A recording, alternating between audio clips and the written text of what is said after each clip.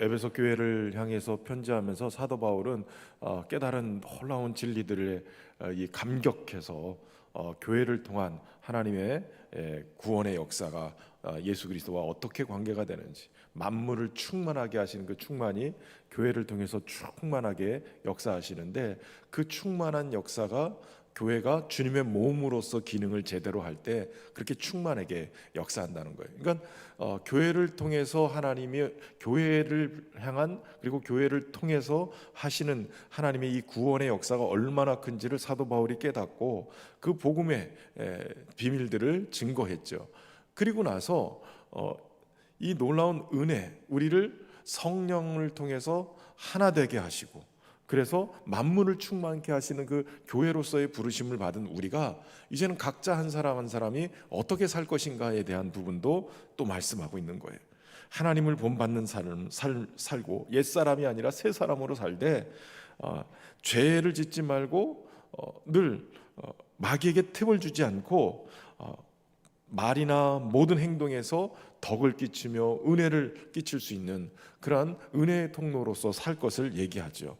사랑받는 하나님의 자녀처럼 그 하나님의 사랑을 듬뿍 받고 그 사랑에서 벗어나지 말고 그렇게 살라는 거예요. 그것으로부터, 그 사랑을 확증하는 그 삶에서부터 멀어지지 않도록 우리의 삶을 죄 짓는 것이나 더러운 악한 일들, 그리고 옛사람의 성품을 그대로 따르던 그 일들을 얼른 벗어버리고 살라는 거예요. 지난주 함께 나눴던 말씀은 그런 것들을 다 벗어버리고 살기 위해서 필요한 것이 있는데, 그것이 바로 지혜롭게 행하는 것이고, 그 지혜는 하나님께 더 사랑받는 일을 할 거냐, 아니면 하나님으로부터 멀어지는 것을 할 거냐라고 했을 때 하나님께 나가는 것을 선택하라는 거예요. 이것이 악한 것이고, 이것이 더러운 것이고, 이것이 죄악이고, 이것이 옛사람의 모습이고, 이런 것들을 분별할 수 있는 분별력을 가지고, 정말 지혜를 가지고 깨어서 세월을 아끼고, 그 다음에 해야 될 일이 뭐냐면 성령으로 충만함을 받고 살라는 거예요. 성령으로 충만함을 받고 살아가는 그 삶을 위해서 세월을 아끼는 것도 중요하고, 주의 뜻이 무엇인가를 깨닫는 것도 중요하다고 그랬어요. 성령 충만하기 위해서는 세상으로 충만한, 술 취하지 말라, 세상으로 취해서 살지 말고 오직 성령으로 충만해서 살라는 거예요. 여러분, 성령 충만하면요, 권세 있는 신앙이 되어져요. 귀신을 쫓치는 권세가 있고, 죄를 다스리는 권세가 있고, 병을 고치는 권세도 있고, 저주를 물리치는 권세도 있고요, 천국에 들어갈 권세뿐만 아니라 하나님 자녀 되는 권세도 있어요. 성령 충만하면 권세 있는 신앙인이 돼요. 그러니까 우습게 여김을 받지 않고 정말 하나님이 함께 하시는 그 능력이 있어서, 정말 세상 사람들이 볼 때 교회가 권세 있으면, 믿는 자가 권세 있으면 그 권세에 순응하고 부복하게 되어 있단 말이에요. 여러분, 성령 충만해서 권세 있는 신앙으로 살아갈 수 있기를 주의 이름으로 축원합니다. 그리고 성령 충만하면 문제가 해결이 되어져요. 죄악의 문제, 죽음의 문제, 미움의 문제, 공포의 문제, 좌절의 문제, 모든 일상에서 겪는 이 문제들이 성령 충만하면 그 충만함의 담대함으로 이것들을 해결해 나갈 수 있어요. 승리하게 만드시는 거죠. 그리고 담대하게 해서 복음을 증거하게 되어지는 거예요.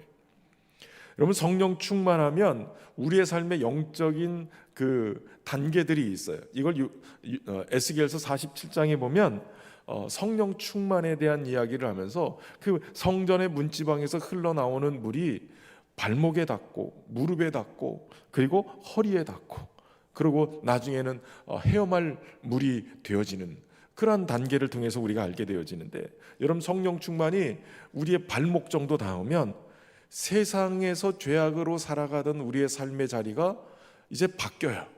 삶의 방향이 바뀌는 거죠. 그래서 우리가 하나님을 향해서 걸어 나가게 되어져요. 자, 성령 충만이 발목 정도 닿으면 우리가 은혜 받는 자리, 예배하는 자리, 우리 청년들 우리 치앙마이 갔다 오고 얼마나 은혜를 받았는지 세상에 금요철회를 다 나오네. 다니는 길이 달라지는 거예요. 다니는 길이. 여러분, 은혜 받으면, 성령 충만하면 우리의 걸음이 어디로 가냐면 하나님께로 자꾸 가는 거예요. 세상 등지고 십자가 보고 세상 등지고 주님을 향해서 날마다 나가게 하는 거예요. 성령 안에서 붙잡힌 발목이 되길 바랍니다. 그래서 죄 짓는 자리가 아니라 은혜 받는 자리로, 복 받는 자리로 나갈 수 있기를 주의 이름으로 축원합니다. 아브라함도 하나님의 부르심을 받고 떠나는 거예요. 떠나는데 어디를 떠나냐? 하나님 없는 곳에서, 하나님의 복을 받을 수 없는 곳에서, 우상 숭배하는 곳에서 하나님이 지시할 땅으로 가는 거예요. 하나님이 지시할 땅이라는 말씀을 묵상하다가 어느 날 깨달았어요. 내비게이션이 차를 이렇게 갈 때 우회전하십시오. 몇 미터 앞에 뭐 감시 카메라가 있습니다. 뭐 이것도 다 알려주잖아요. 하나님이 지시할 땅이라고 표현하는 것은 하나님이 너 혼자 거기까지 가 이렇게 얘기하는 게 아니라 내가 지시할 테니까 따라와 이거예요. 내비게이션 역할을 하시겠다는 거예요. 그러니까 하나님이 지시만 하고 너 알아서 거기까지 찾아가 아니라 주님이 순간순간 우리의 걸음을 인도해 가시겠다는 거예요. 그러니까 발목이 은혜를 받으셔야 돼. 발목에다 십자가 문신을 하시든지. 두 번째는 어디에 닿느냐면 무릎에 닿아요. 무릎에. 여러분, 무릎에 닿는다는 얘기는 우리의 인생이 광야를 이렇게 지나가는 훈련을 한다는 거예요. 여러분, 광야를 지나갈 수 있는 방법은 기도하는 것밖에 없어요. 여러분, 기도를 해야 살게 되어지는 거예요. 여러분, 기도하면서 사실은 이게 만만치 않지만 기도의 무릎을 꿇어야, 그래야 하늘의 지혜가 임하고 하늘이 열려야 만나도 내리는 거예요. 여러분, 인생의 기근이 오고 광야를 걸을 때 하나님이 부어주시는 만나가 있어야 살 수 있는 거예요. 여러분, 하나님의 만나는 말씀이죠. 말씀. 여러분, 말씀이 들려지면 사는 역사가 있는 거예요. 평상시에 아무 문제 없을 때는 설교를 아무리 맨날 들어도 이해도 안 되고 깨달아지지도 않고 감동도 없고 이럴 때가 있어요. 그런데 문제 하나만 터지면 희한하게 설교가 들리기 시작해요. 그런 경험들 해보셨어요? 막 은혜 받고 있으면 저는 긴장을 해요. 저분이 은혜 받는 거 보니까 뭔 일 있긴 있나 보다. 은혜를 못 받고 가만히 밍숭밍숭하고 좋으시던 분이 갑자기 은혜 받고 펑펑 울기 시작하면 말씀이 들어가기 시작하는데 이분이 뭔가 사모함이 있고 그렇게 가난한 심령이 되기까지 뭔가가 있는 거예요. 그런데 여러분, 그때 그 척박한 광야 같은 인생을 걸을 때 중요한 것은 무릎에 성령 충만히 거기까지 와야 된다는 거예요. 무릎을 꿇어야 돼요. 그리고 무릎을 꿇고 주님의 은혜 앞에 나가야 돼. 그러면 하나님이 넘어가게끔 만드시는 거예요. 그리고 그 과정을 통해서 주의 마음을 받는 시간들이 되어져요. 여러분, 기도의 시간이 쉽지는 않지만 훈련되어져요. 영성은 훈련되는 거예요. 기도도 훈련이에요. 기도하는 것이 그냥 쉽게 되지 않아요. 그런 면에서 보면 부모님들이 아이들 키우면서 기도하는 거, 이게 아이들한테도 굉장히 영향을 끼쳐요. 제가 여기서 막 설교하고 있으면 저 위에 저 사무실에 아이들을 이렇게 데리고 있는 부모님들이 있거든요. 그러면 이 아이들이 그냥 막 뛰어다니고 막 노는 줄 알았는데 어느 날 목사님 얘 보세요 하고선 영상을 막 찍어서 이렇게 보내는 분들이 있어요. 그러면 보면 어떤 친구는 막 목사님들이 찬양 인도하는 거를 보고 그거를 또 따라서 해. 집에서 막 찬양 인도도 해. 어떤 친구들은 지휘자가 이렇게 지휘하는 걸 보고 집에서 또 지휘하는 거를 막 하는 걸 또 흉내내고 막. 어떤 친구는 한동안 예전에 그랬어요. 우리 코로나 기간 동안에 영상으로만 생중계하고 막 이러니까 집에서 딱 영상으로 드렸잖아요. 그랬더니 애들이 그 영상을 보고 연예인 보듯이 저를 쳐다보는 거예요. 그러더니 어느 순간인가 이걸 하고 왔더라고요. 이걸 축도를 흉내내는 거예요. 축도를. 그러니까 아이들이 본대로 따라하는 거예요. 저희 아이들 보니까 저희 아내가 기도하는 모습을 보면서 아이가 아기 때 그냥 갓난 아기 때부터 부목사 때 그냥 데려다가 옆에다가 금요철에 때도 그냥 눕혀놓고 그냥 그랬는데 아이가 보는 거예요. 엄마가 기도할 때 이렇게 기도하는구나. 그럼 똑같이 기도해요. 이렇게. 할머니들이 꼭 그렇게 하면 할머니 기도하는 거 똑같이 닿는다고요. 근데 기도하는 걸 한 번도 못 본 아이들은 기도를 어떻게 하는지도 모르는 거예요. 여러분, 기도하는 것이 방식도 중요하지만 삶으로 보여주는 게 그대로 녹아들어요. 그래서 인생의 위기가 찾아오면 이 아이들이 기도를 생각해요. 우리 엄마가 이렇게 기도했지, 우리 아빠가 이렇게 기도했지. 그러면서 아이들이 인생의 위기가 찾아오고 광야가 찾아오면 기도의 무릎을 꿇게 돼 있다고요. 기도를 통해 여러분 자녀들을 양육할 수 있기를 바랍니다. 그리고 허리까지 오잖아요. 허리가 오면 그러면 섬기는 삶이 되어져요. 사명자로 섬기게 되는데 다른 사람의 필요를 보면서 민감하게 반응하는 삶이 나타나기 시작해요. 그런데 여기서 중요한 것은 발목도 안 닿고 무릎도 안 닿는데 섬기다가 진이 빠지는 분들이 있어요. 물론 섬기면서 기도하고 어려우니까 기도하고 때로는 하나님의 은혜 앞에 나가려고 막 계속 몸부림치면서 발목에 문을 닫으면 그러면 섬기는 것도 주의 은혜 안에서 가능하게 만들어요. 성령께서 역사해 주시니까요. 다른 사람의 필요를 보면서 이런 부분들 섬겨야 되겠구나 이렇게 감동을 막 주실 때도 있어요. 이것이 감당이 돼야 돼요. 그러니까 성령 충만하지 않은 상태에서 허리 역할을 하려고 그러면 허리가 부러져요.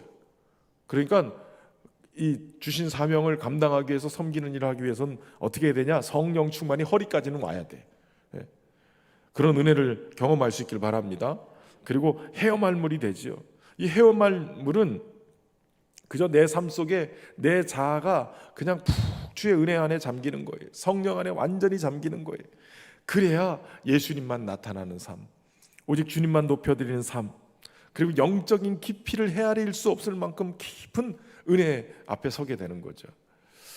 10년쯤 되면서 좀 그 시트 색깔을 좀 바꿀까 이런 생각도 들고, 요 앞에 있는 밑에 바닥 색깔을 좀 바꿀까 이런 생각도 들어요. 원래 제가 꿈꿨던 것 중에 하나는 뭐냐면, 여러분들이 앉아 계신 이 시트 색깔이 지금 연하잖아요.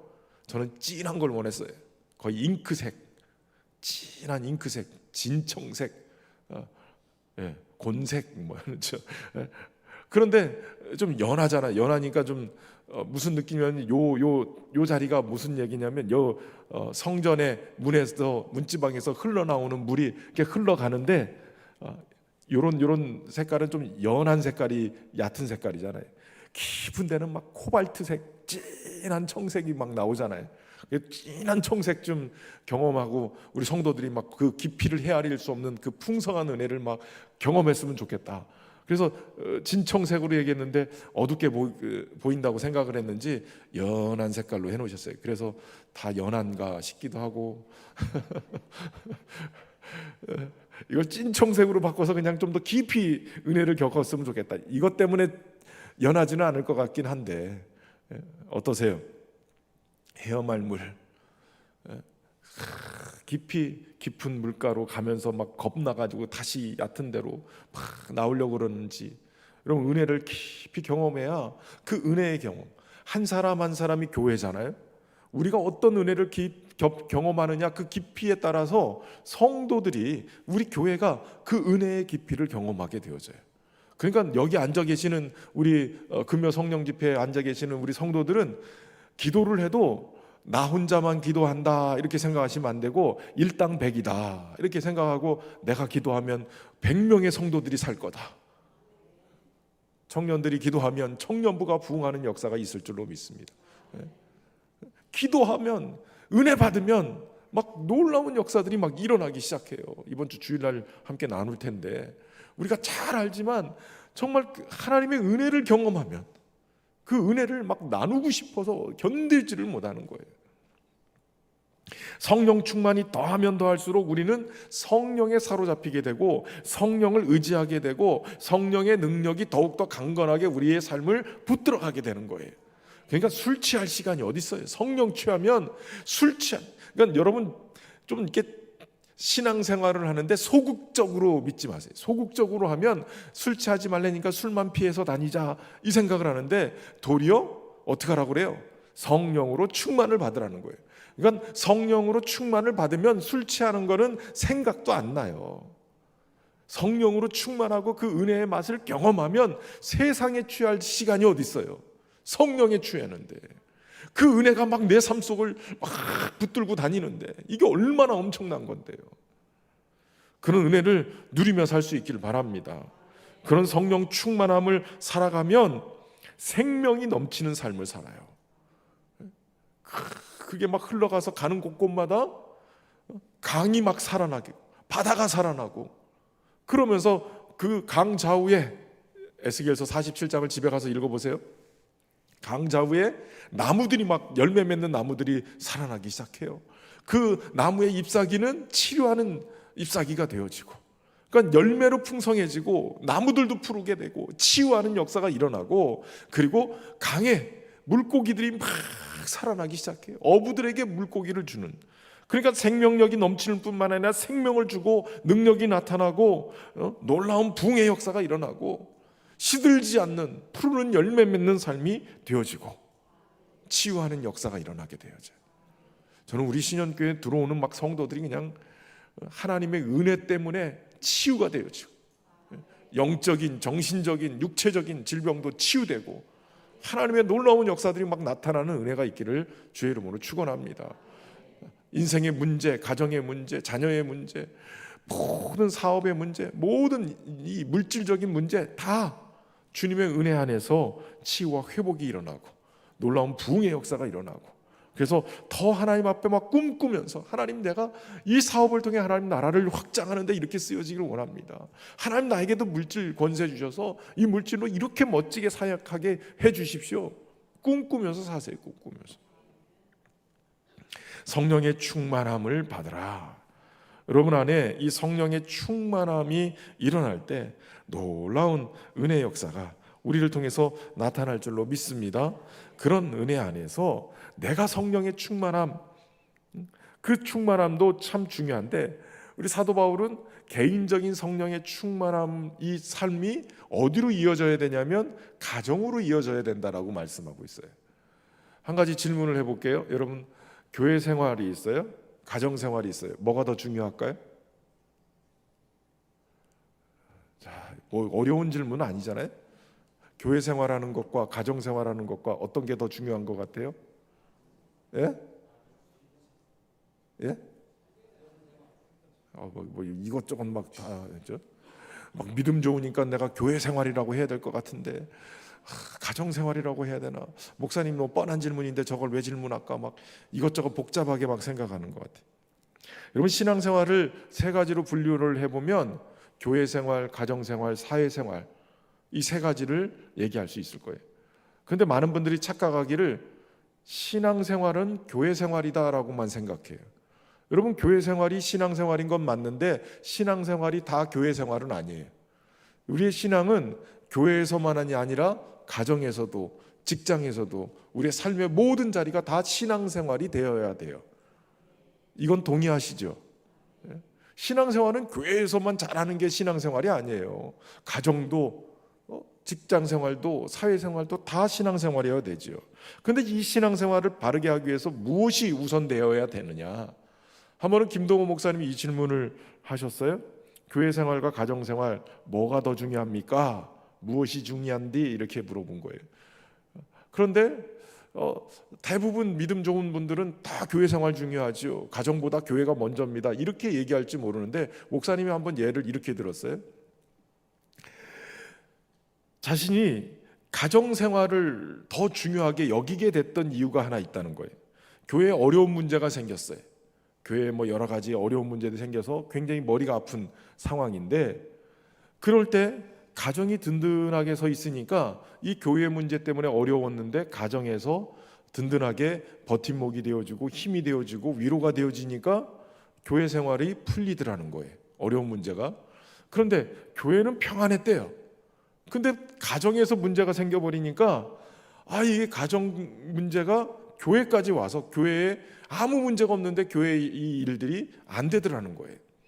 그래서 옛날 어른들 말씀하시듯이 가와만사성이라는 게 중요하다. 가정생활 참 중요하다. 특히 믿는 자들에게 이 가정생활은 중요하다라고 생각을 하게 되더라는 거예요. 여러분, 가정의 중심이 뭐예요? 부부관계예요. 부부관계. 가정의 중심은 아이입니다. 이건 틀렸어요. 아이들도 부부가 온전하지 않으면 아이들도 이게 문제가 되어져요. 그래서 사도 바울은 지금 오늘 본문에 우리가 읽었지만 갑자기 왜 아내와 남편에 대해서 얘기를 해? 뭐 결혼 주례해야 되나? 근데 오늘 본문에 아주 중요한 얘기를 해요. 이 비밀이 크도다. 여러분, 남편과 아내의 관계를 사도 바울은 오늘 교회와 그리스도의 관계로 설명해내요. 아니, 교회와 그리스도와의 관계, 신랑 되시는 예수 그리스도와 신부되는 교회와의 관계를 해석하다 보니까 가정이 부부관계가 해석이 되어지고, 부부관계를 해석하다 보니까 이게 교회와 그리스도의 관계가 이런 거구나라는 것을 깨달았다는 거예요. 그리고 심지어는 이 비밀이 크도다라고 얘기를 했는데, 이 비밀이 크도다라고 얘기한 이 비밀이라는 단어가, 여러분 그거 아세요? 아르키메데스가 어느 날 목욕탕에 물을 받아놓고 탁 들어가다가 물이 촥 넘치는 걸 보면서 유레카, 이거구나, 이게 내가 진리를 깨달았구나. 그래서 나온 게 질량 보존의 법칙. 뭘 하나 갖다 줬는데 이 질량이, 이게 금이 얼마 몇 프로 섞였는지 안 섞였는지 알려주십시오라고 그러는데 모르겠는 거예요. 근데 목욕탕 물을 탁 넘치는 거 보면서 이 질량이 내가 몸이 딱 들어간 만큼 물이 빠져나오는 걸 보니까, 이거 들어간 만큼 집어넣으면 이게 질량이 어느 정도는 알겠구나, 이걸 깨닫게 됐다는 거예요. 유레카. 사도 바울이 오늘 본문에서 이 비밀이 크도다, 이건 유레카한 거예요. 그러니까 부부관계를 생각하다가 교회와 주님과의 관계를 깨닫게 된 거예요. 그리고 주님과 교회의 관계를 깨닫다 보니까 이 부부관계가 이래야 되는 거구나라고 이 비밀이 있다는 거예요. 우리 청년들은 오늘 잘 왔다. 결혼 예비학교. 여러분, 이 비밀이 얼마나 크길래, 그가 깨달았던 이 비밀이 얼마나 놀라운 것이길래 사도 바울은 이렇게 외쳤을까? 오늘 몇 가지로 살펴보기 전에 찬양부터 하고 살펴보겠습니다. 추우세요? 여긴 좀 추울 것 같은데 지금 에어컨 좀 정리 좀. 자, 우리 함께 찬양하겠습니다. 우리 다 표현 못해도 나 표현하리라.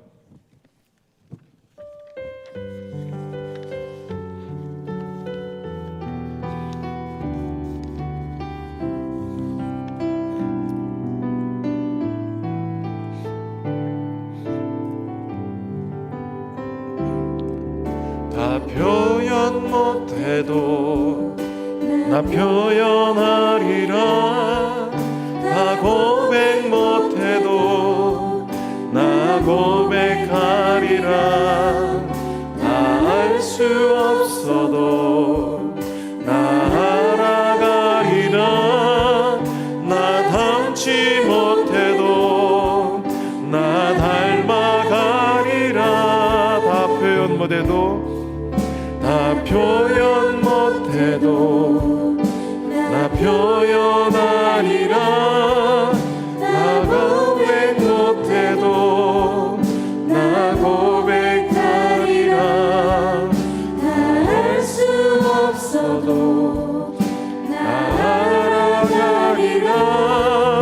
나 알지 못해도 나 닮아가리라.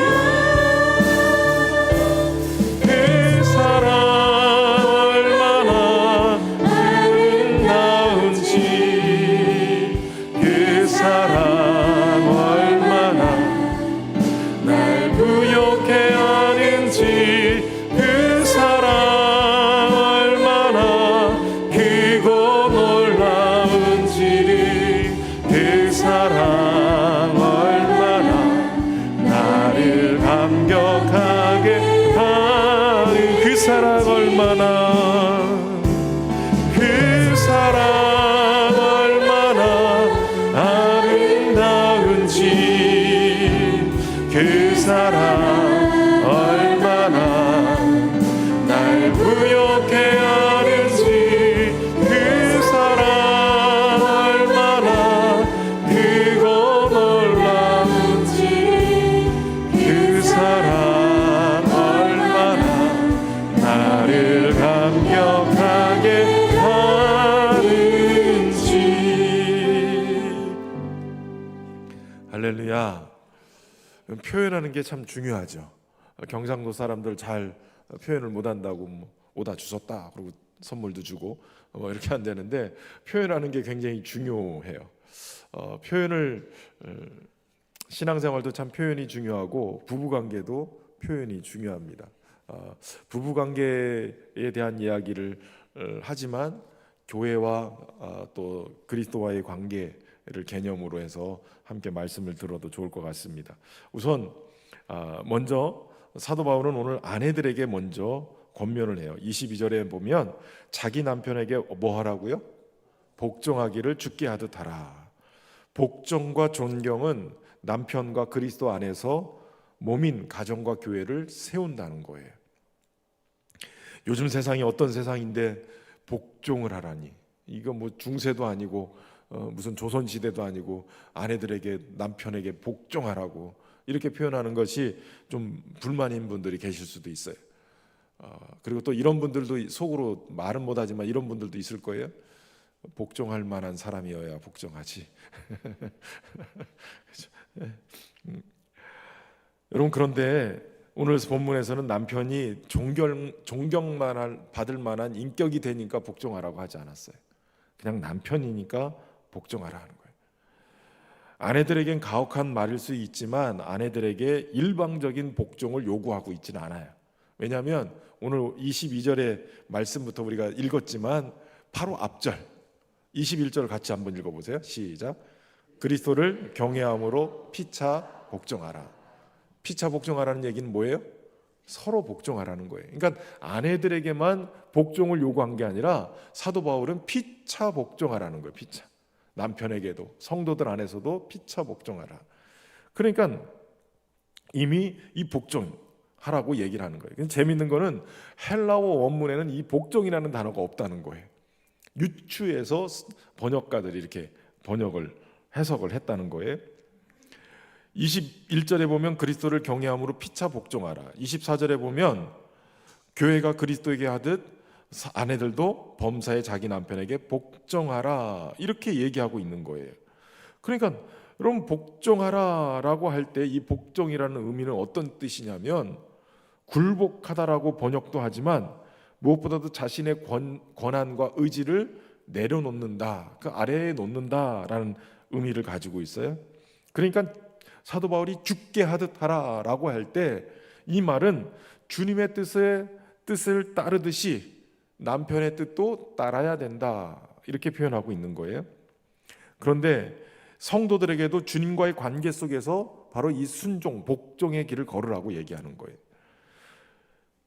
그래서 이 복종이라는 말은 상하 관계에서 복종이 아니라 교회가 그리스도 안에서의 생명을 유지하는 관계 안에서의 복종을 얘기하고 있다는 걸 알게 되어져요. 그러니까 일방적으로 명령하고 듣는 그런 상명하복의 복종이 아니라 우리가 생명을 소유하고 있는 그리스도의 몸으로서의 관계 안에서 복종하라는 거예요. 질서를 위해서라는 거죠. 무엇보다도 사도 바울은 아내가 남편에게 복종해야 될 이유를 23절에 남편이 아내의 머리됨이다 이렇게 표현하고 있어요. 그리스도께서 교회의 머리됨과 같으니 그가 바로 몸의 구주시라 이렇게 표현하고 있죠. 여러분, 교회는 그리스도의 몸이고 그리스도는 교회의 머리라고 그랬어요. 모든 우리 지체들, 우리 손과 발 모든 기관은 다 머리로부터 지령을 받아서 움직이게 되어져요. 이게 잘못되어지면 그럼 어떻게 됩니까? 여러분, 우리 경추에서 이렇게 머리로부터 내려오는 신경 이 조직이 경추에서 잘못되면 우리 척추나 뭐 이런 데가 잘못되면 하반신, 경추에서 잘못되면 상반 전신이 움직이지 못하는 불수가 되는 거예요. 아무것도 움직이지 못해. 머리로 아무리 명령을 내려도 여기가 신경이 차단돼 버리면 다 움직일 수 없는 상황이 돼 버려요. 그러니까 이게 굉장히 중요하죠. 머리랑 연결되어 있는 생명의 관계 안에서 이것이 제대로 연결이 되어지고 그 머리의 권위에 순종을 해야 몸이 제대로 움직이게 되어지는 거예요. 그리고 무엇보다도 구주라고 표현했는 이 소테르라는 단어가 구원자라는 말뿐만 아니라 보호자, 유지자라는 의미가 담겨져 있어요. 그러니까 예수님이 몸의 주인이시자 보호자이시고 유지하시는 분이시기도 한다는 거예요. 그러니까 머리이신 그리스도께 복종한다는 이 말은, 남편에게도 복종한다는 말은 바로 몸이 그 생명을 유지하기 위해서 보호를 받고 유지를 할 수 있도록 하기 위해서 그 복종이라는 표현을 쓰고 있다는 거예요. 여러분, 교회가 주인이신 그리스도의 명령에 그대로 복종함으로 몸을 유지해 가는 것처럼, 가정에서도 남편이 아내의 머리이기 때문에 아내가 남편에게 복종함으로 몸인 가정을 유지할 수 있다라고 얘기하시는 거예요. 여기서 두 가지 우리가 중요한 것을 깨닫죠. 주님이 몸의 머리이고 구주이기 때문에 주님의 명령에 복종하지 않으면, 주님의 말씀에 순종하지 않으면 교회는 교회일 수 없다는 거예요. 굉장히 중요한 의미예요. 몸이 자기 마음대로 움직여요. 머리하고 상관없이. 그럼 이게 문제가 되는 거죠. 하나님의 뜻에 합당하게 교회가 교회로서의 역할을 하려면 머리에 제대로 붙어 있어야 되고, 그 머리의 권위를 인정하고 순종하고 손과 발이 움직여져야 몸으로서의 유지가 되어지고 거기서 보호를 받게 된다는 거예요. 여러분, 중요한 것은 이 복종의 기준을 또 뭐라고 얘기하고 있냐면 24절에 보면 교회가 그리스도에게 하듯 아내들도 범사에 자기 남편에게 복종할지라. 범사가 중요한 거예요. 매사에 모든 일에. 조금만 기다리세요. 아내들 지금 불만이 잔뜩 쌓이는 것 같은데. 매사에 그리스도에게 복종하듯이 아내들도 매사에 범사에 남편에게 복종하라는 거예요. 가정에도 질서를, 생명의 질서를 세우도록 범사에 복종하라, 이렇게 얘기하는 거예요. 근데 여기서 중요한 것은 33절이에요. 그러나 너희도 각각 자기의 아내 사랑하기를 자신과 같이 하고 아내도 자기 남편을 존경하라, 이렇게 표현하고 있는 거예요. 여러분, 어떻게 복종해야 되냐? 존경을 담아서 복종해야 돼요. 존경을 담지 않으면, 복종은 자칫 잘못하면 불만이 가득 섞인 어쩔 수 없이 그냥 복종하는 거예요. 그러나 여기에 전제가 존경이라는 것이 담겨져 있다는 거예요.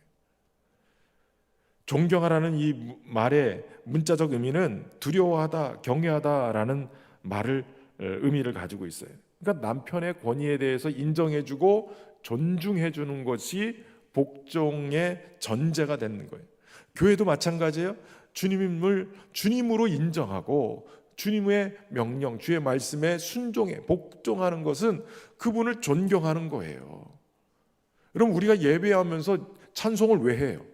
내 기분 나쁘면 안 하고 이러는 거예요? 헌금은 왜 하세요? 하나님을 하나님으로 인정하기 때문에 그렇게 드리는 거예요. 예전에 왕한테 나갈 때 기본적으로 시간 늦으면 안 되잖아요. 무슨 영화관 관람 오는 것도 아니고, 중요한 분 만나러 가면 그 시간 약속 정확하게 와야 되고, 내 몸과 마음의 가짐도 잘해야 되고, 잘 준비해서 중요한 사람은 그렇게 만나잖아요. 시간을 그렇게 드리는 거예요. 하나님 앞에 예배하고 하는 것은 그분의 가치, 최고의 가치를 우리가 올려드리는 거거든요. 이번 주에 오실 때는 여러분들이 가지고 있는 옷 중에 제일 좋은 것 입고 오세요. 그리고 제일 비싼 목걸이, 반지, 귀걸이 하고 오세요. 그냥 이번 주에는 그냥 삐까뻔쩍하게 그냥 해서. 미국 사람들은 주일날 입는 옷을 썬데이 베스트라고 그래요. 내 인생에 있어서 가장 좋은 옷, 이걸 썬데이 베스트, 주일날 입는 옷. 예배 드릴 때 제일 좋은 것 입고 오셔야죠. 네?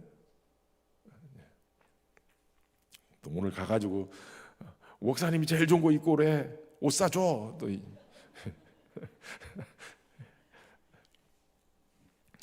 권위를 인정하는 것. 그런데 여기서 중요한 그 관계 문제들이 우리가 볼 수 있는데, 대부분의 남편들, 거의 99.9%일 거예요. 저를 포함한 대부분의 남편들은 자신이 가치 있는 존재라는 것을 인정받기를 원해요. 누구에게요? 아내에게. 가장 가까운 아내에게 내가 그래도 괜찮은 사람이야 라는 것을 인정받기를 원한다고요. 제발 좀 알아들으세요. 저는 저희 아내한테도 맨날 얘기해요. 설교 끝나고 내려가면 내가 오늘 설교를 죽을 썼는지 안타를 쳤는지 홈런을 쳤는지 누구보다도 내가 안다. 왜냐하면 성도들이 다 표정만 봐도 저분이 은혜 받고 있는지, 목사님 오늘 죽이에요, 목사님 오늘 다 알려줘요. 여러분들의 표정이 다 알려줘요. 그렇기 때문에 제가 딱 나가면 이미 알고 가거든요. 근데 와이프가 오늘 설교가 왜 그래? 이러면 끝나는 거예요. 그래서 제가 신혼 초부터 부탁을 다른 건 몰라도 당신만큼은 내가 설교 끝나고 나오면 은혜 받았다고 해라. 오늘 최고의 설교를 들었다고 해라. 그 정도까지 아니어도 그냥 은혜는 받았다고 해라. 그 지금까지 그래요. 은혜 받았다고. 안 하면 제가 물어봐요. 은혜 못 받았나 봐. 대부분의 남편들은 아내로부터 이 존경을 받기를 원해요. 인정받기를 원한다고요. 그런데 아내들은 무슨 사명을 띠고 있어요. 좋은 남편 만들기 사명. 그래서 칭찬보다는 잘못된 점을 지적하려고 그래요. 목사님들 중에도 사모님이 내려와서 당신 설교가 왜 이게 뭐야? 요건 요렇게 해야 되고 요렇게 하고, 이거 지적받다가 우울증 걸리는 분들이 많아요. 심각해요. 우리 부목사님 사모님들은 절대 그렇게 하지 마세요. 마치 평강공주 증후군이라는 걸 가지고 산대요. 내 남편은 바보 온달이다. 나는 온달 장군을 만들어야 된다. 이 사람을 변화시켜서 온달 장군을 만들어야 된다. 이런 사명감을 가지고 산다는 거예요. 여자는 내 남자를 최고의 남자로 만들기 위해서 태어났다. 이런 사명선언문을 읊으면서 그 일을 한다는 거예요. 착각이에요, 착각. 절대로 그건 아니에요. 여러분, 내 남편이 이것만 잘하면 좋을 텐데 이러면서 건드려 놓으면 그 남편은 기가 죽어요. 인정받고 사랑받고, 이게 굉장히 중요한데, 특별히 에머슨 에거리치라는 사람은 그 여자가 간절히 바라는 사랑, 그 남자가 진심으로 원하는 존경이라는 책을 썼는데, 제목에 분명히 나오죠. 그 남자가 진심으로 원하는 존경. 남편이 내가 원하는 만큼의 존경스러운 사람이 아니라 할지라도, 감정적으로 내 남편이 존경받을 만한 사람이 아니다라고 그런다 할지라도, 의지적으로라도 내 남편을 존경하기로 결단하고 그 수고에 대한 감사를 작은 정성이라도 표현하기 시작하면, 그 인정과 칭찬을 하기 시작하면 남편이 변한대요. 남자들은 생각보다 연약해요. 절대 티를 내진 않지만 아내들의 인정과 존경을 먹으며 사는, 인생의 보람을 느끼며 사는 존재들이에요. 그래도 옛날에는 월급 타면 봉투라도 두꺼웠지. 1,000원짜리든 10,000원짜리든 막 두꺼워가지고 탁 끓여가지고, 옛날 저희 아버지도 그렇고 그 봉투 딱 들고 와가지고 시장에서 그 튀김 딱 하나 탁 사가지고 이거 탁 들어가지고 그냥 한잔 하시고 들어오면서, 그러면 저 멀리서부터 기분 좋은 노래가 막 들리기 시작해요. 그리고 와가지고 집에다가 딱 그 맛에 월급날 그 맛에 사는 건데, 요즘은 다 계좌로 쏘잖아요. 계좌로. 저는 제 사례비가 저한테 어떻게 들어오는지 몰라요. 저희 아내가 계좌를 다 가지고 있기 때문에 다. 그래서 가끔가 한 달에 한 번씩 용돈 받을 때 주시옵소서.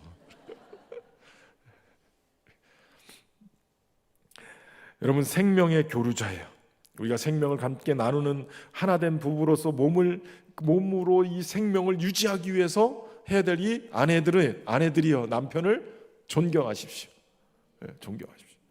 청년들도 남자 청년들 있잖아요. 존경을 하세요. 칭찬하고 인정하고 많이 하면, 그러면 우리 청년들 부응할 거예요.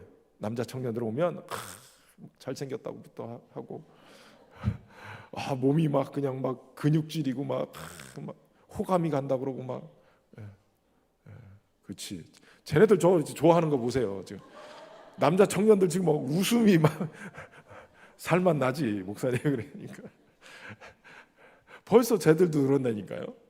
그러니까 존경하고 칭찬하고 격려해 주는 것, 그렇게 하시길 바랍니다. 두 번째, 그러면 남편들은 어떻게 해야 되냐? 남편은 이 사랑을 통해서 교회와 아내를 깨끗하고 거룩하고 영광스럽게 만든다는 사실을 기억해야 돼요. 사도 바울은 25절에 남편들아 아내 사랑하기를 그리스도께서 교회를 사랑하시고 그 교회를 위하여 자신을 주신같이 하라 라고 얘기했어요. 또 남편들도 그 속으로 그럴 거예요. 사랑받을 짓을 해야 사랑하지. 그러나 오늘 본문도 분명하게 얘기하고 있는 거예요. 아내가 사랑스러울 때만 사랑하라고 하지 않고 아내에게 사랑을 베풀라고 얘기하는 거예요. 다시 말하면 여자들, 아내들에게 필요한 것은 사랑이라는 거예요. 사랑. 존경합니다 이게 아니에요. 사랑합니다예요. 그리스도께서 교회를 위해서 자신의 전부를 온전히 내어준 것처럼 아내를 사랑하라고 얘기를 해요. 여기에는 전제가 있죠. 온전히 내어준 것처럼 사랑한다. 이 얘기는 십자가를 지는 것 같은 그 고난이 따라온다는 거예요. 그러니까 여러분 사랑하는 게 만만치는 않아요. 십자가 진 같은 고생이나 아내를 사랑하는데 십자가를 진 같은 고생이 필요하다는 거예요. 쉽지 않아요. 그러나 사랑하는 거예요. 사랑. 여러분 남편과 아내는 피차 복종하는데 남편은 아내를 사랑하고 아내는 남편을 존경하는 거예요. 설령 아내가 남편을 존경하지 않는다 할지라도 남편은 아내를 사랑해내야 돼요. 사랑해야 돼요. 여러분 이것을 교회랑 관계 안에서 산다면 여러분 신부된 교회 사랑받을 만한가요? 어떠세요? 우리 교회를 봤을 때 하나님 보시기에 우리 주님이 보시기에 사랑스러울까요? 사랑스러운 부분도 있지만 우리 성도들이 볼 때 우리 교회 아무 문제 없이 그냥 막 정말 물론 이제 금요 철야장도 나오시는 분들은 교회를 사랑하니까 그러니까 막 교회에 막 기도하러 나오고 막 이렇게 하시는 거죠. 교회 사랑하니까. 그런데 가만히 보면 사랑받지 못할 만큼 때로는 문제도 있고 서로 간에 불편한 것도 있고 억울한 부분도 있고 막 왜 저기는 신방해 주는데 우리는 신방도 안 해주고 별의별 생각 다 할 수도 있어요. 여러분 교회가 사랑받을 만한 그러한 은혜로운 교회면 좋은데 때로는 그렇지 않을 수도 있다는 것을 아셔야 돼요. 교회는 용서받은 죄인들의 공동체예요. 용서는 받았는데 그런데 아직 변화가 제대로 완벽하게 100% 변하지 않은 사람들, 변화되어져 가는 사람들의 모임이에요. 그러니까 여러분 본질상 진노의 자녀로부터 벗어나서 은혜 받은 자이긴 한데 사랑받을 만큼 뭐 이렇게 막 그냥 이쁘고 잘한 것보다도 가끔 가다 삐지기도 하고 가끔 가다가 시험에 들기도 하고 가끔 가다가 무너지기도 하고 교회도 뜨문뜨문 나오고 막 이런데도 불구하고 우리 주님 어떻게 하셨어요? 죽기까지 사랑해 내신 거예요. 성도들도 가만히 생각해 보면 교회가 다 천사들이라고 착각하고 오시는데 천사표지 천사는 아니에요.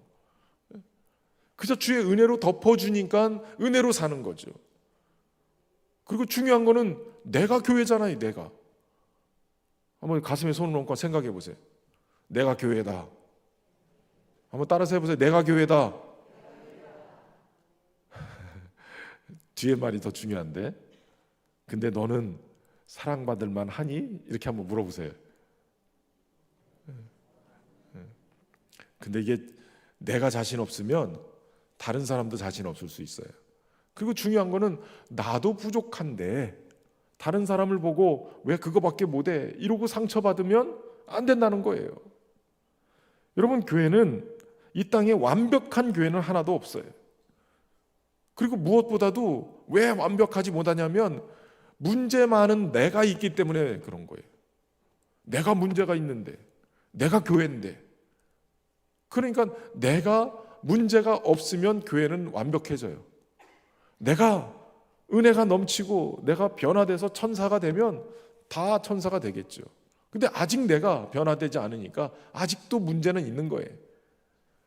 그럼에도 불구하고 우리 주님은 우리를 사랑해 내신 거예요. 사랑하셨다. 문제가 없기 때문에 사랑한 게 아니라 문제 많기 때문에 사랑하신 거예요. 죄인이기 때문에 사랑하신 거고요. 오늘도 또 다시 무너지고 넘어질 걸 알면서도 사랑하신 거예요. 그렇기 때문에 남편들이요, 아내를 어떻게 하라고요? 사랑하라고요. 주님이 교회에게 한 것처럼 사랑하는 거예요. 조건을 충족시켜서 사랑하는 게 아니라 그럼에도 불구하고 사랑하라는 거예요. 근데 놀라운 거는 이렇게 사랑할 때 일어나는 일이에요. 26절 27절인데 이는 곧 물로 씻어 말씀으로 깨끗하게 하사 거룩하게 하시고 자기 앞에 영광스러운 교회로 세우사 티나 주름 잡힌 것이나 이런 것들이 없이 거룩하고 흠이 없게 하려 하심이다 라고 표현하고 있어요. 여러분, 교회를 설명하면서 그러면서 남편이 아내에게 사랑하라고 그러면서 그 사랑의 능력이 뭐냐? 바로 깨끗하게 하고 거룩하게 하고 영광스러운 교회로 세우는 거예요. 티나 주름 잡힌 거나 이런 것 없이 흠없게 만드는 그러한 존재로 세우는 거예요. 여러분, 사랑의 효능이 이래요. 사랑이 깨끗하게 만들고 거룩하게 만들고 영광스럽게 만든다는 거예요. 사랑받는 사람을 보신 적이 있어요? 여러분, 사랑받는 사람은 얼굴에 벌써 차이가 나죠. 환한 미소와 행복감이 그냥 스며들어 있어요. 그냥 행복해요. 그 사랑으로 인해서 행복하고 만족감을 누리고 그냥 미소를 머금고 있고, 어느 날 보면 행복해서 막 흥얼흥얼 노래가 막 끊어지지 않고 막 살아요. 여기 이 사랑이 그래서 굉장히 중요해요. 이 아내는 남편들의 이 섬세한 배려와 관심을 받기를 원해요. 그 관심의 말 한마디, 표현, 작은 행동, 이런 것들이 아내가 사랑받고 있다는 것을 느끼게 만드는 거죠. 여러분, 우리가 주님 앞에 나갈 때 주님은 우리에게 그렇게 섬세하게 우리를 사랑하시는 것을 깨닫게 만드세요. 말씀을 통해 깨닫게 되기도 하고, 그리고 또 기도 가운데 우리에게 찾아오셔서 또 기도를 통해서도 역사하시기도 하고, 또 지체인 우리 성도들의 손길을 통해서 하나님이 우리를 이렇게 사랑하시는구나, 이걸 느끼게 만들어요. 예배를 통해서도 그런 은혜들을 우리가 경험하게 되죠. 그러니까 사도 바울은 이 비밀을 깨달은 거예요.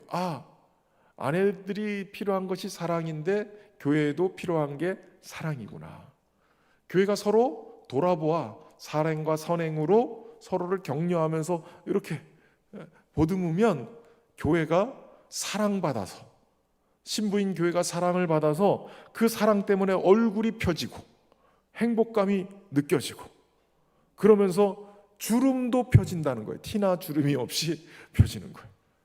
여러분, 신앙생활을 교회 안에서 정말 재밌고 행복하게 하면 주름이, 보톡스 필요 없어요. 그냥 주름이 펴져요. 그런 은혜가 있기를 바랍니다. 저는 우리 신현교회가 그런 행복한 교회 되기를 소망해요. 그냥 교회만 오면 막 행복하고, 믿음 생활하는데 막 우리 지체들이 같이 있는 것 때문에 행복하고, 그래서 막 교회만 오면 막 배꼽 잡고 웃고 막 행복해가지고 그냥 어쩔 줄을 모르고, 그게 얼마나 감사해요. 그리스도께서 교회를 그렇게 양육하고 보호해 가시고, 왜냐하면 교회가 그리스도의 몸이기 때문에 몸을 세워서 그렇게 교회를 몸으로서 건강하게 만드시는 책임이 누가 있냐면 몸의 주인이신 예수 그리스도에게 있는 거예요. 그러니까 주님은 성도들을 신방하고 돌보시고 계시는 거예요. 저도 담임 목사가 어디를 다 못 가니까 그냥 필요한 대로 기도하면서 하나님이 신방해 주세요. 하나님, 누구 좀 몇 주째 안 나오고 있는데 주님이 한번 가서 만져주세요. 때리지 마시고 만져주세요. 보듬어 주세요. 그렇게 해가지고 하면, 재밌는 거는요, 한 번씩 이게 신방한다고 전화를 하잖아요. 전화를 하면 우리 성도들이 딱 그만침 필요할 때 전화를 할 때가 있어요. 문제가 딱 있어. 어떤 때 목사님, 그리고 어떤 때는 제가 자꾸 꿈에 나온대요. 목사님이 신방 오셨어요. 그래서 내가 어젯밤에 피곤했나? 그런 생각도 들고 막 이랬는데, 성경에 없는 얘기지만 여러분 대부분 이제 꿈에 목사가 이렇게 나오면 제가 가는 게 아니라 성령님께서 목사의 그 모습으로 가정을 신방해 주시고 이렇게 해주시는 거예요. 주님이 그렇게 돌보고 계시는 거예요. 주의 종을 통해서 그렇게 표현을 해내시는 거죠. 여러분 중요한 것은 날마다 우리를 새롭게 하실 수 있는 것은, 우리의 삶의 변화는 오직 주님의 사랑만이 가능하게 만든다는 거예요. 주님의 사랑이 우리를 말씀으로 거룩하게 하시고 우리는 주님의 말씀 앞에 나아갈 때 비로소 새로워지는 삶을 경험하게 되는 거죠. 말씀대로 사랑하면 그 사랑 안에서 우리 가정이 변화될 줄로 믿습니다. 아내는 뭐 하라고요? 존경하고 복종하고, 남편들은 사랑하고. 사랑하되 어느 정도까지 사랑하라고요? 내 목숨을 줄 때까지, 주님처럼. 그리고 그 사랑이 만만치 않기 때문에 무슨 노래를 부르면서 사랑해야 돼요? 십자가 짐 같은 고생이나 그러면서 사랑을 해내야 되는 거예요. 그런데 재미있는 것은 오늘 본문에 그러므로 사람이 부모를 떠나 그의 아내와 합하여 그들이 한 육체가 될지니 라고 표현하고 있죠. 아담이 혼자 있는 것 좋아 보이지 않아서 하나님이 아담의 갈빗대를 취해서 그래서 하와를 만들어서 부부가 되게 만들죠. 창세기에도 2장 24절에도 이러므로 남자가 부모를 떠나 그 아내와 합하여 둘이 한 몸을 이룰지라 라고 얘기하고 있어요. 부부가 한 몸이라는 거예요. 한 몸. 이것을 굉장히 강조하죠. 한 몸. 여러분 교회와 그리스도는 한 몸이에요. 한 몸. 한 몸이란 얘기는 뜯을 수 없다는 거예요. 뜯어낼 수 없다는 거예요. 여러분 몸에서 이걸 잘라내면 불구가 되잖아요. 문제가 되는 거예요. 몸을 어떻게, 여기서 여러분 갈빗대를 하나 탁 쥐어가지고 뺀다고 생각해 보세요. 가능하지 않은 거예요. 우리 몸을 나눌 수가 없는 거예요. 그래서 굉장히 중요한 거예요. 한 몸. 한 몸이라는 생각을 갖고, 그리고 이 남편과 아내의 관계가 교회와 그리스도의 신비를 보여주는 통로로 나타나요. 여러분 여기서 굉장히 중요한 것은 그럼에도 불구하고 라는 단어가 있다는 거예요. 33절에 그러나라고 표현하고 있는데, 이 그러나가 그럼에도 불구하고가 맞아요.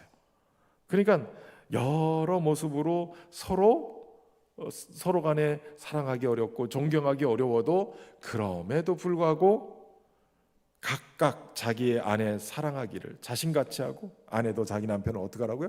존경하라고요. 그럼에도 불구하고. 여러분 우리 주님이 그럼에도 불구하고 날 사랑하시는 하나님의 사랑이 나의 모든 것을 덮어주고, 그럼에도 불구하고 날 알아주시는 내 하나님을 부를 때 우리가 아버지라 부를 수 있게 되는 거예요.